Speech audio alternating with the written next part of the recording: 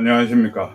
미디어 80에 오신 것을 환영합니다. 오늘 5분 칼럼의 주제는 공공의 적 국회, 행안부가 관리하라, 이런 제목으로 잡아봤습니다.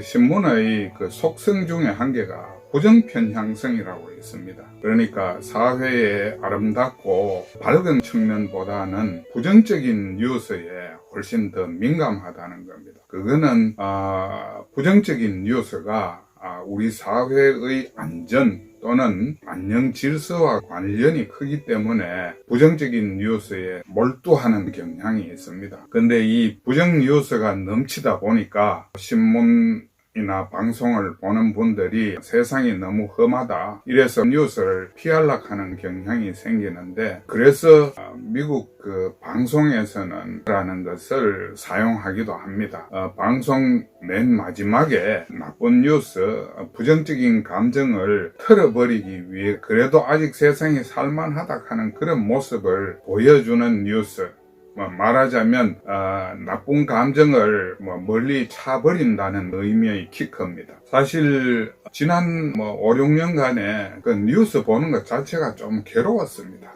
근데 오늘 아침 조간을 보니까 코인 논란의 김남국 의원에 대해서 의원직 제명을 권고했다 하는 뉴스를 실었습니다. 사실 우리나라의 부정 뉴스가 넘치는 이유는 민의를 수렴하고 사회의 갈등과 무질서를 정리해주는 역할을 해줘야 될 국회가 제 역할을 못 해주고 있기 때문에 겁니다.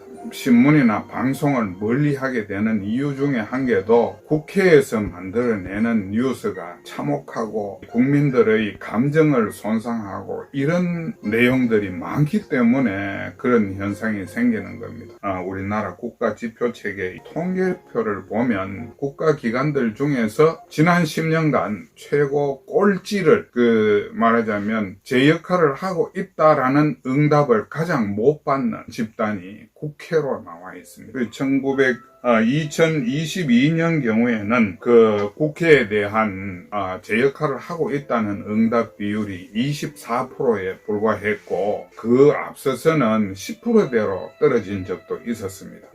국회 다음으로 신뢰도가 떨어지는 집단이 노조입니다. 노조가 제 역할을 하고 있다라는 응답을 받은 비율이 43%였습니다. 우리나라 노사문화가 세계 최하위 꼴찌에 있다 하는 거는 여러분들도 잘 아실 거고, 노조의 절반밖에 자기 역할을 못하고 있는 것이 국회다, 이런 이야기거든요. 그래서 이 국회를 정리하지 않고는 우리 사회에 맑고 깨끗한 뉴스를 기대하기가 힘들지 않나, 이렇게 봅니다. 그럼 어떻게 해야 될 것이냐? 지금 일각에서는 국회의원 특권 폐지 운동을 벌이고 있습니다. 그것도 당연히 해야 되겠지만, 이분들이 국회의원 특권 1개를 폐지를 하면 2개의 다른 특권을 만들 사람들입니다. 국민들이 기대하는 자치 능력이나 자정 능력이 가장 부족한 집단이 대한민국 국회라고 저는 생각을 합니다. 그래서 오늘의 제목도 공공의 적이라는 표현을 사용하게 된 것이고, 실제로 하고 있는 역할이 공공의 적입니다.